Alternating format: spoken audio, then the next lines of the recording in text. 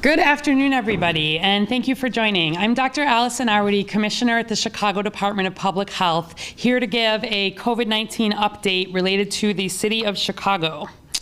So first of all, starting with the travel order. So just as a reminder, the city of Chicago has an emergency travel order in place that requires people who are entering or returning to Chicago from any of the states under our order to quarantine for 14 days upon return to Chicago.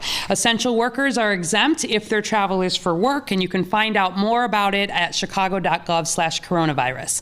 We update this list every Tuesday, and the change to the list today is that we are adding North Carolina, Hawaii, and Nebraska to the list. That gives us a total of 21 states and Puerto Rico currently on Chicago's emergency travel order. As a reminder, states go onto this list if they have an average number of cases per day that exceeds 15 cases per 100,000 population. The states in red are the states that currently meet that level and that have been placed on the list. I do want to highlight a couple of things. First of all, you'll see that a lot of the Midwest at this point is red, and that is a true change. The striped red and white states, which include California, Florida, and Puerto Rico, are all now in their first week below the 15 mark. So if California, Florida, and Puerto Rico can sustain that progress next week, they will come off our list next week. So we're seeing some real progress in hotspots like Florida and California and in the South. But in the Midwest, unfortunately, a number of these states are really not doing well. Iowa is actually leading the nation right now as far as new COVID cases per capita.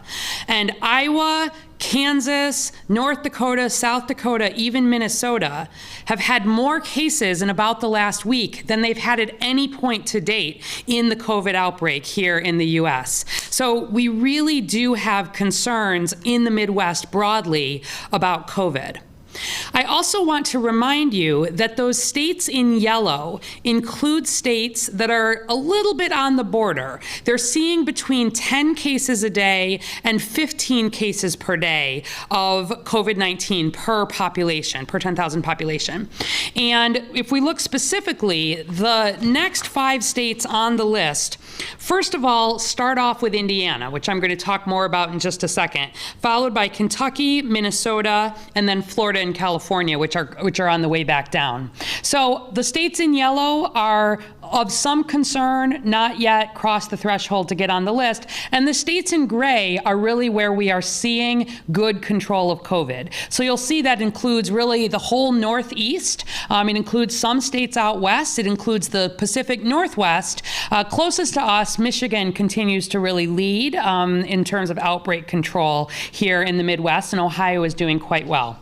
Now I want to talk specifically about Indiana. So Indiana very well may be added to Chicago's travel order next week. Technically, Indiana actually crossed that 15 threshold per population this week at 15.8. But we made a decision not to add it this week for a few reasons. First of all, just last week, they had been very low, not even on the watch list, fewer than 12 cases per that population mark. And just in 1 week to see that increase meant that we had not had them on the watch list. Particularly for a bordering state, we know that there can be a lot of planning and decision making around this. And so we looked into what caused that big spike in Indiana. First, we learned that Indiana had some changes in its data reporting. So last week, for the first time, they started reporting what are called antigen positive tests. It's another kind of test. And in that setting, added about 1,000 cases in 1 day. And that sort of caused this spike that we think is more related to data reporting as opposed to true risk across the state. But I also pulled up the map of Indiana here to show that we are really seeing some localized concerns in Indiana, more than we are seeing major widespread COVID across the whole state. And particularly particularly, they're having problems, as many other Midwest states are, related to universities. So you'll see up north there in Indiana, where South Bend is, that's where Notre Dame is. And adding hundreds and hundreds and hundreds of cases in a single week has really turned that county to a high-risk county. Similarly, about halfway down the state on the right, where Muncie is, that's Ball State University, which similarly has had a few hundred cases and really driven that rate up. And so we made a decision not to put Indiana on the list this week. I certainly, though, want to let Chicagoans know that we have concerns about Indiana, and particularly would encourage you not to travel to college and university towns in Indiana. If we don't see improvement across the state, we will then add them next Tuesday. So we're keeping an eye on it, really hoping that that is more of a data reporting anomaly, but have some real concern there. So how are we doing here in Chicago specifically? So first of all, as always, you can go to chicago.gov/coronavirus for the latest on Chicago's cases, or chi.gov/COVID- for the detailed data. We see it at the same time the public does. This is what our what's called epi curve, which is where we look at the number of new cases per day. Those blue bars represent how many new cases of COVID-19 have been diagnosed in Chicago every day, going all the way back to March. And that black line is the 7-day average that we use to really, not see these differences in terms of how many people get tested on weekends versus weekdays. And you can see, similar to what I said last week, is that we are still seeing slow increases in COVID-19. We are not out of the woods. At our peak in May, there were days that you can see we were up to nearly 1,500 new cases a day, and our average was over 1,000 cases a day. So the fact that we're at about this 350 mark is certainly better than we were in May, but it continues to trend up. In June and early July, we were under 200 cases per day. And if people recall, when Chicago is under 200 new cases per day, it moves us out of the high incidence state, and it's where we can start really talking about potentially loosening restrictions. We've shared with you that 400 new cases per day marks a point of concern for us. That's the point, the equivalent of where we would require other states to quarantine. And if we continue to see that slow increase, that would be the setting where we would need to be putting probably some additional restrictions in place. So no major news there. It's about a 1% increase from last week, but we want to see that turn around and not be talking about increases at all. Our testing and percent positivity. Our testing remains high. We're averaging now more than 8,000 tests per day on average. As a reminder, we had set doing at least 4,500 tests per day as our minimum here, because that represents being able to test at least 5% of Chicago residents every month. That's continued to grow, but our test positivity has not come down. So our current test positivity, which is how the state compares across regions, is at 5.3% here in the city of Chicago. We want that number down under 5% for sure, and ideally even lower.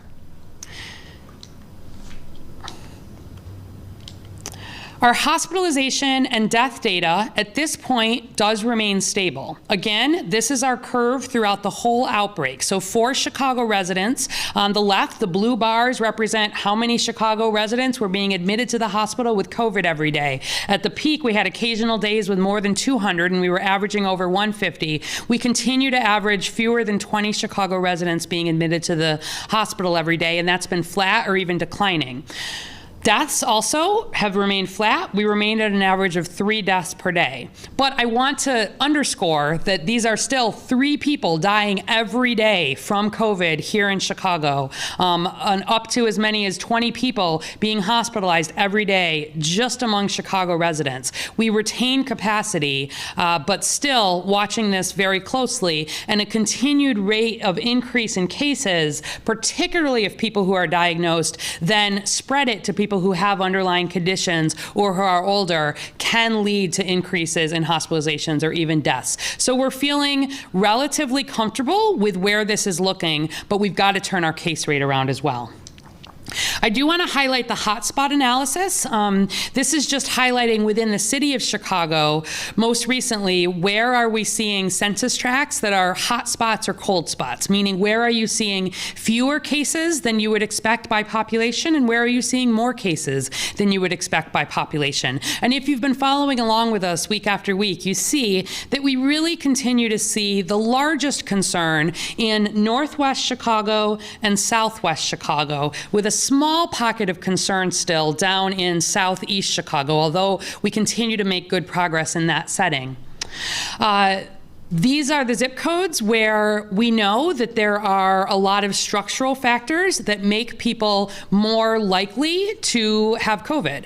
We know that these are zip codes, for example, that have more of the essential workers who are unable to work from home, people who are out working still in grocery stores, in factories, in manufacturing jobs, and our epidemiologists have done some analysis of that. We also know that in these hotspot areas, people are more likely to have dependents, meaning children or elders living at home, and they're more likely to live in multi-generational families, and more likely in these census tracts to have crowded housing, which we calculate based on number of people per room. All of these are potential risk factors for COVID, and we continue to really see spread, especially in family, household, and social gathering settings. You've heard me say last week, and this has not changed, different from early in the outbreak, where so many of the cases we were seeing were in very high-risk congregate settings, whether that was in a nursing home, whether that was in a correctional facility, a homeless shelter, whether that was in some of the factories that had a lot of workers working very close together that had not had appropriate, masking or social distancing before we were even making recommendations around that, or before enforcement was in place. At this point, only about 5 to 6% still of our COVID cases are being linked to these kinds of settings, and instead they're being linked to more gatherings where people are feeling comfortable with their family, their friends. They may be less likely to wear masks and sort of letting down their guard. And that's very natural. We're seeing that across the whole city. We continue to see COVID cases diagnosed out of every zip code, every census tract. I like to tell anecdotes sometimes, so I want to finish off just with one story here to give you a very recent example of a smaller outbreak here in Chicago that was around a social gathering.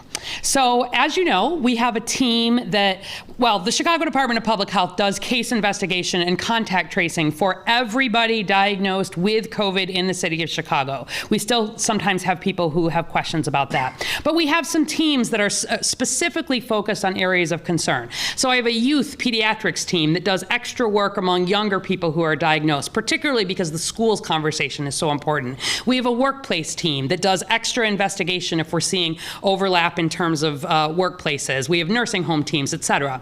So this is an example from our youth team. It's a cluster of 19 cases to date that have all been linked directly or indirectly to a social gathering. The average age of the cases is 17 and a half. So these are younger people, a lot of high school students. And what we can see here is that there was a pool party, and we ended up actually linking 13 people to this pool party who were diagnosed with COVID-19. The pool party was on a specific date in August. We don't know necessarily who the index case, the first case, was. It was presumably somebody who was asymptomatic or mildly symptomatic. But beginning 4 days after the pool party, all the way up until 10 days after the pool party, we had all 13 of these folks be diagnosed with COVID. So right there, that's a concern. And certainly where we think about a pool party, the pool itself is not the worry. COVID is not in the water, but in a pool party, particularly if these are among younger people who are friends, you're not going to have your mask on probably when you're in the pool. You're socializing very closely, not really keeping social distance. But then what we see from that is that what the colors represent is that there were students at this party who were associated with 4 different schools. And although some schools are open and some schools are closed, we know that there is a lot of socializing certainly that happens within schools and even among sports teams. We know that the sports teams broadly, are not operating, particularly at that high school level, with some exceptions, but we do continue to see spread even among some of the more social sports gatherings. So let me just talk you through this. So for example, in blue there, that represents right around the pool 5 students, all of whom attended the pool party and were diagnosed with COVID. Then you can see attached, we had a household contact, a brother in this case, diagnosed with COVID. And then in blue, we had 2 more close contacts who did not attend the pool party. One was a teammate with a primary case, one was a friend with one of the primary case diagnosed with COVID in that time frame after the pool party. Similarly in red, a student associated with another school, we saw a secondary case in a close contact who again was a teammate and a close friend, as well as someone who was in a carpool with that student. Similarly in green, we had a secondary case in someone who was a carpool with the student there. So I highlight this again just to say that this is not a dramatic example. This is the sort of thing that we are regularly seeing, where people are getting together with friends and with families and with neighbors and with extended families. This is not, in a regulated setting. This is at somebody's home. But where people are letting down their guard, not wearing masks, perhaps not always social distancing, we sometimes can see clusters like this. And although I told you the average age in this group has been 17 and a half, if we start to see spread where some of these younger people perhaps are infecting household contacts or grandparents or friends with the underlying conditions or with the more serious illness, we could see some really bad outcomes. I'm happy to say none of these students were very seriously ill. None required hospitalization. We certainly continue to have follow-up and sort of work with the families. But I wanted to just highlight as one example, this is what we're seeing right now. And again, asking people to do the things that we know work. We have a lot of COVID here in Chicago, even now, and it continues to be broadly on the rise. It is not the time to relax your guard. It is not the time to be getting together unnecessarily with people who are not already in your bubble. Please take care. Please be safe. Do the things that know work. We do not want to be part here in Chicago of this surge that we're really seeing broadly across the Midwest. And we don't want to have to take the major steps backwards that we may have to take if we're not able to keep COVID in good control here in Chicago. And with that, I'm happy to take questions. Thank you.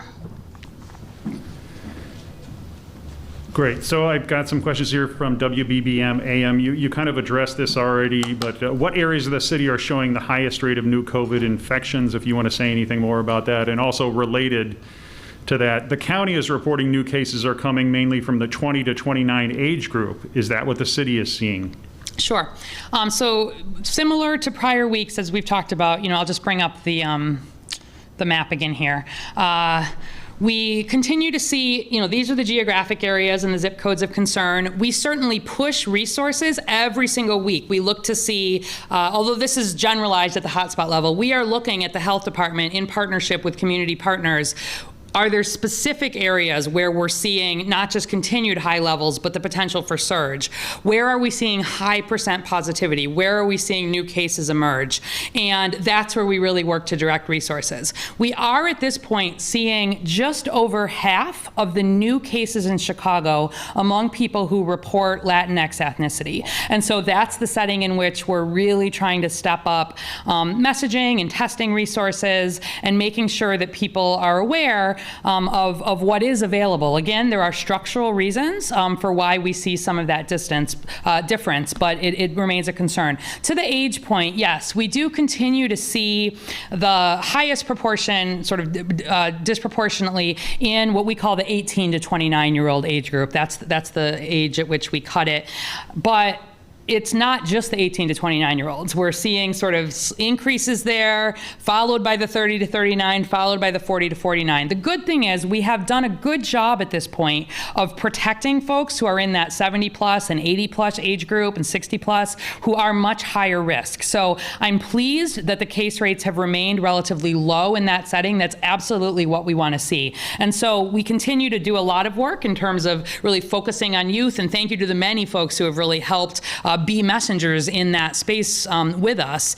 And I really want to get that message out that, younger people, first of all, are not immune in any way from COVID. There is the possibility for younger people to get really seriously ill and hospitalized, and we do see that. But even more than that we need folks to be careful with these gatherings that feel very innocuous, and to be especially careful if you are then in close contact with anybody who is higher risk for a severe outcome.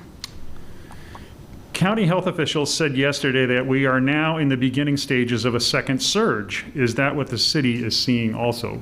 So I would say, let me just pull this up again. At this point, there is not one definition of what a surge per se is.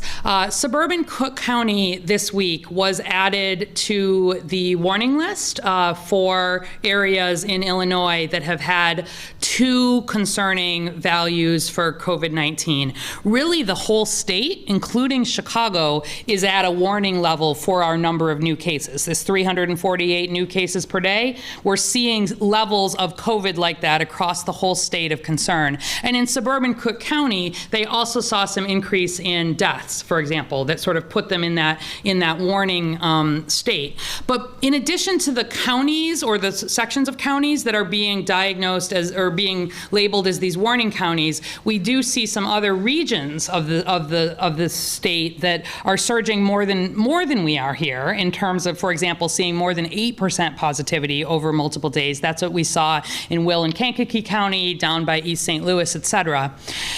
My worry, frankly, where I think about a surge is that even if it is slow, if we continue to see these increases that we are seeing, that becomes a surge. We are not seeing the very rapid increases like we saw in March and April that really threaten to overwhelm our healthcare system.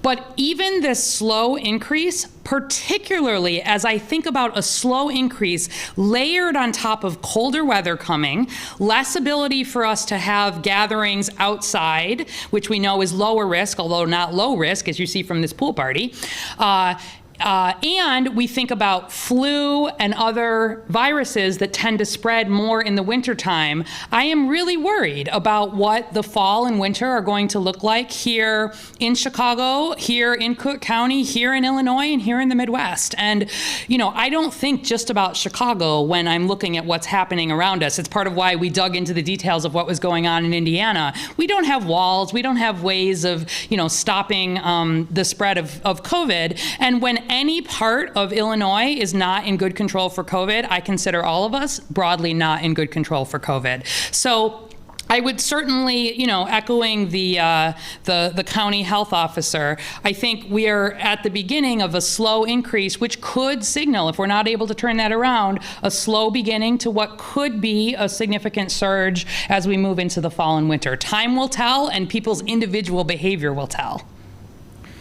Looking even farther out, do you think we're still going to be wearing masks a year from now? Okay, so I don't have a crystal ball, and I answer a lot of questions like that. The only question I get more than that is my personal opinion on people's wedding dates and things and what will be happening at that point. I don't know for sure what things will look like a year from now, but what I can say, I do expect that we will have a safe and effective COVID vaccine likely starting to roll out early in 2021 would be my guess. The trials are undergoing right now. We've got to make sure it's safe. We've got to make sure the science is done. We feel very confident about this vaccine. But let's say that starts to roll out in early 2021. That is going to take the better part of a year at minimum to get a new vaccine literally available to everybody. It won't start being available to everybody. It will probably start with the highest risk folks, healthcare workers, et cetera, and then over time be able to roll it out. And so I think 2021 is going to be a mix of helping people get the vaccine, which is going to be the most important step in terms of really creating that herd immunity that everybody is so interested in, as well as really having some more long-term protection. But throughout that time, I think we are going to continue to wear masks because people are unlikely to have, everybody won't have the vaccine at once, and we're going to continue needing to do the things that we know work. We continue to study this virus every day, so we may learn new things about how it spreads or what we need to do to protect each other. But based on what we know right now, I feel pretty confident that for the next year, COVID-19 is going to be with us, and that people are broadly going to need to think about ways to protect people they love and the community at large, even once a vaccine starts to roll out. All right, this is from Block Club. Coronavirus deniers are sharing a report from the CDC on people dying with comorbidities. Can you fact check this? In cases where someone dies with a comorbidity, are they still dying from coronavirus? Okay, great question, and this is something that I'm happy to talk about because we get a lot of questions, and there are a lot of people out there who, understandably don't know how death certificates work or what the process is like. So, first of all, I know what that's referring to, but in case everybody doesn't, there was some misinformation out on social media over the weekend that was pointing to some CDC data. The CDC data was showing that only 7% of the people who have died of COVID-19 have only had COVID-19 and not any comorbidities, meaning they didn't have diabetes, they didn't have underlying heart disease, lung disease, et cetera. First of all, that is exactly what we have seen here in Chicago. You've heard me say 93 to 94% of the people who have died from COVID have had these underlying conditions. And that's why from the beginning, we've been making such an emphasis that people who have underlying conditions, much more at risk for getting seriously ill, much more at risk for dying from COVID.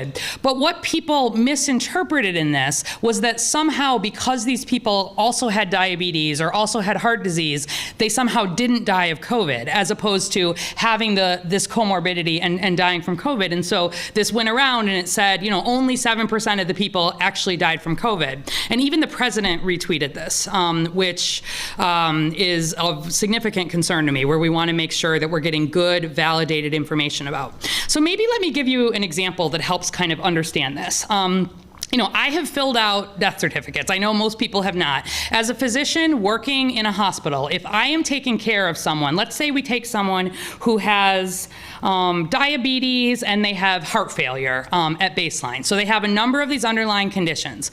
They get COVID-19. They get admitted to the hospital because they are sick with COVID-19.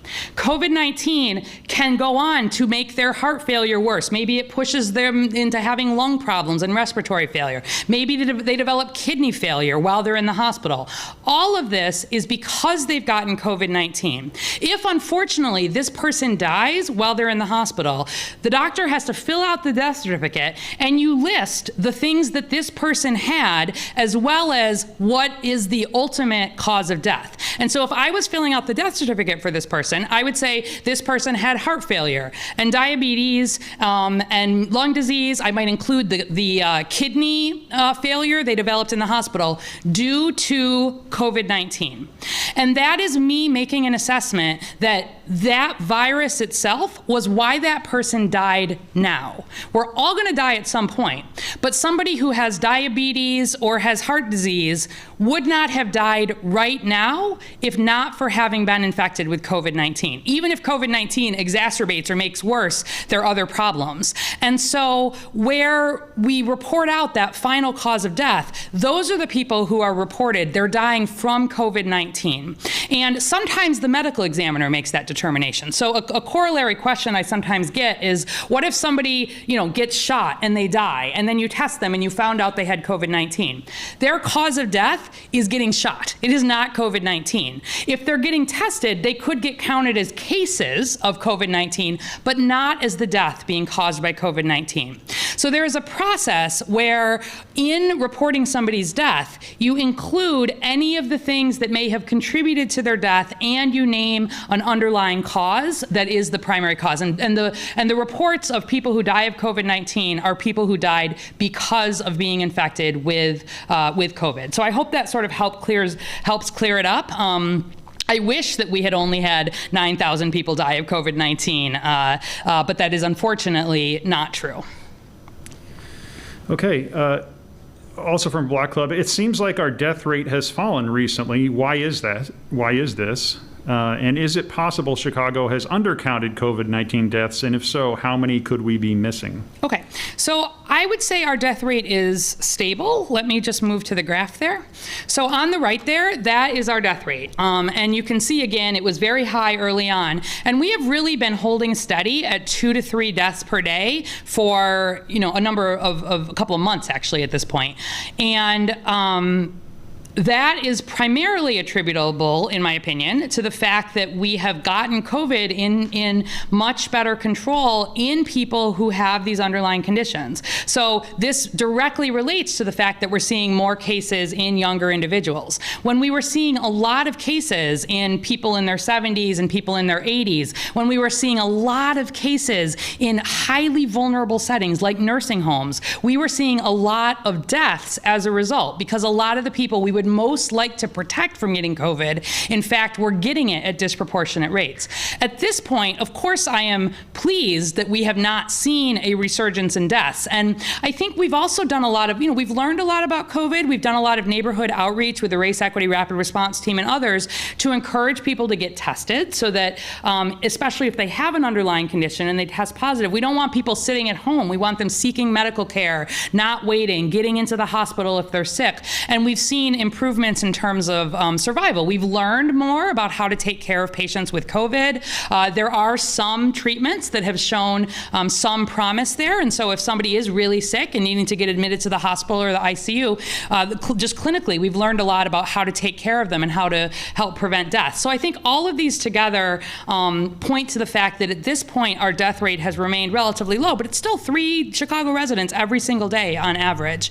So I hope that helps answer the question. Was there any other part to it? The second part was, is it possible Chicago has undercounted COVID-19 deaths? And if so, how many could we be missing? Yeah, I think, I don't think there's been a significant undercount of COVID deaths. We've actually, from early on in the outbreak here, we did make sure there was good testing availability, especially for people who were in hospitals through the medical examiner. There probably has been a small undercount, and this is where there's been some analysis looking at how many excess deaths have we seen in Illinois, for example, overall, and we have seen significant increased deaths in Illinois, and a certain percentage of those are directly due to COVID-19. Some of the others probably are at least indirectly due to COVID-19, where, for example, maybe you have someone who has an underlying heart condition, they have a heart attack, they don't go to the hospital because they're scared of COVID-19, and they die from their heart attack. That's not a direct cause of COVID-19, but indirectly, we would expect to see some increases in this more indirect way. I think, as we learn more, there's been some analysis of this happening at the national level. I would guess that there, especially in the early stages, there probably were some more people dying of COVID-19 because we didn't have a lot of testing available. But at this point, anybody who gets admitted to the hospital is tested a lot for COVID-19, and anybody who's dying at home and going to the medical examiner would be getting tested as well. So I don't think we're missing a lot, or I think we're missing very few cases at this point. Certainly of people who COVID-19 would be causing their illness, and probably a little bit of undercounting early on when testing was lower, but not to the extent that may have been seen in some other settings. And I think the curve overall is correct and consistent. Okay. Final question was, does CDPH track what other states have Illinois on their quarantine list? Yeah. And do we know how many states that is? Sure. So broadly speaking, states would put the state of Illinois on, not the city of Chicago. And that has been set a little bit differently by different jurisdictions. So broadly speaking, the whole East Coast at this point has some kind of quarantine requirement. You saw on that map that the East Coast broadly is just in much better control than the rest of the country. So Illinois has been on that quarantine list for some time. It gets a little bit nuanced because depending on the state, there sometimes are different levels where they quarantine. Or to take Maine as an example, Maine will allow people to come in if they can show that they have a negative COVID test. So it's not always an exact sort of one-to-one. But I would encourage people, CDC has been putting together a list of the different quarantines so that you can have some more understanding across the board. Or if you are thinking of traveling, look up the state or local health department, and if a quarantine order is in place, they will have that information up there. But I think it's a good point. I think certainly helping people get that information is important, and we'll make sure on our website we're linking to where some of that is being gathered together at the national level. But broadly speaking, it's the East Coast. Great, that's it. Okay. Thank you. Thank you, everybody.